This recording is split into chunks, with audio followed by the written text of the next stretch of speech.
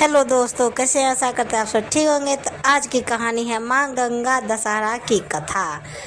तो प्रेम से बोल जय श्री कृष्ण, राधे राधे। माँ गंगा दशहरा का पर्व प्रतिवर्ष ज्येष्ठ मास के शुक्ल पक्ष की 10वीं तिथि को मनाया जाता है। मान्यता के अनुसार इसी दिन माता गंगा का धरती पर अवतार हुआ था। पौराणिक कथों ग्रंथों के अनुसार हस्त नक्षत्र में ज्येष्ठ शुक्ल 10वीं के दिन गंगा नदी स्वर्ग से अवतरित हुई थी। अतः गंगा के पृथ्वी पर अवतरण के पर्व को गंगा दशहरा के रूप में मनाया जाता है। तो आइए सुनाते हैं माँ गंगा की पौराणिक कथाएं। कथा नंबर 1। गंगा अवतरण की पौराणिक कथा के अनुसार प्राचीन काल में अयोध्या में सागर नाम के महाप्रतापी राजा राज्य करते थे। उन्होंने 7 समुद्रों को जीतकर अपने राज्य का विस्तार किया। उनकी कैसिनी तथा सुमति नामक 2 रानियां थीं। पहली रानी के एक पुत्र असमंजस का उल्लेख मिलता है, परंतु दूसरी रानी सुमति के 60,000 पुत्र थे। एक बार राजा सागर ने अश्वमेध यज्ञ किया और यज्ञ पूर्ति के लिए एक घोड़ा छोड़ा। इंद्र ने उस यज्ञ को भंग करने के लिए यज्ञ अश्व का अपहरण कर लिया और उसे कपिल मनु के आश्रम में बांध आए। राजा ने उसे खोजने के लिए अपने 60,000 पुत्रों को भेजा। सारा भूमंडल छान मारा, फिर भी अश्व नहीं मिला। फिर अश्व को खोजते खोजते जब कपिल मुनि के आश्रम में पहुँचे तो वहाँ उन्होंने महर्षि कपिल को तपस्या करते देखा। उन्हीं के पास महाराज सागर का अश्व घास चर रहा है। सागर के पुत्र उन्हें देखकर चोर चोर चिल्लाने लगे। इससे महर्षि कपिल की समाधि टूट गई। ज्यों ही महर्षि ने अपने नेत्र खोले त्यों ही सब जलकर भस्म हो गए। अपने पितृ चरणों को खोजता हुआ राजा सागर का पुत्र असमान जब मुनि के आश्रम में पहुंचा तो महात्मा गरुड़ ने भस्म होने का सारा वृत्तांत सुनाया।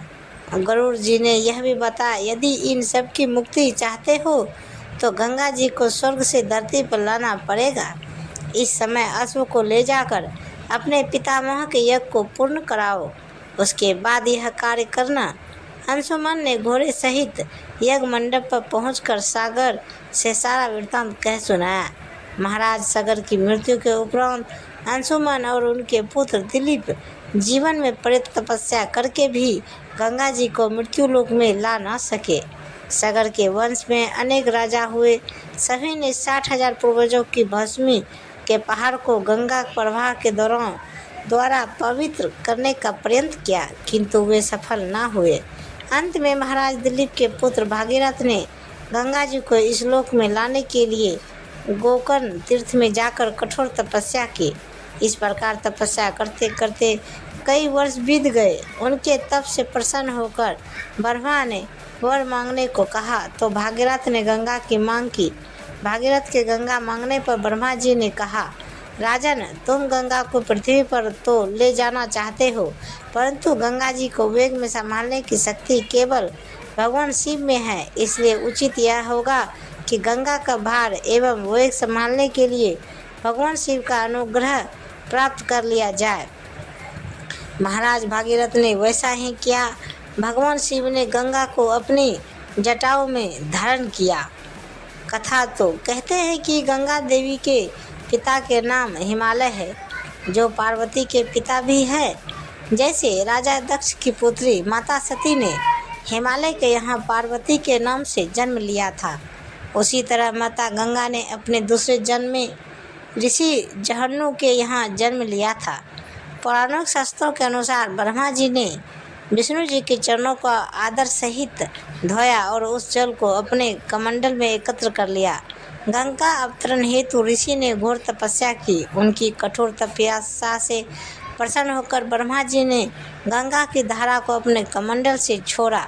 तब भगवान शंकर ने गंगा की धारा को अपने जटाओं में समेटकर जटाएं बांध ली। बाद में भागीरथ की आराधना के बाद उन्होंने गंगा को अपनी जटिलताओं से मुक्त कर धरती पर उतार दिया। कथा 3। गंगा उत्पत्ति कथा के अनुसार यह भी कहा जाता है कि भगवान विष्णु के अंगूठे से गंगा प्रकट हुई, अतः उसे विष्णुपदी कहा जाता है। पुराणों के अनुसार वैशाख शुक्ल सप्तमी तिथि को माँ गंगा स्वर्गलोक से सबसे पहले शिव शंकर के जटाओं में पहुंची और फिर गंगा दशहरा के दिन धरती पर उतरी। जहन्नू ऋषि की पुत्री गंगा ने राजा संतनु से विवाह करके 7 पुत्रों को जन्म दिया और सभी को नदी में बहा दिया।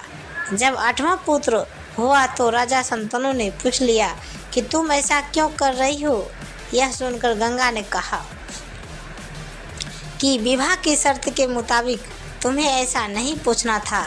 अब मुझे पुनः स्वर्ग जाना होगा और यह 8वीं संतान अब तुम्हारे हवाले। वही 8वीं संतान आगे चलकर भीष्म पितामह के नाम से विख्यात हुई। यह कहानी आप सबको कैसी लगी कृपया हमें कमेंट बॉक्स में ज़रूर बताएं और पूरी कहानी सुनने के लिए दोस्तों धन्यवाद। और इसी तरह हमें प्यार और सपोर्ट दीजिए। तो प्रेम से बोलिए जय माता दी, हर हर महादेव।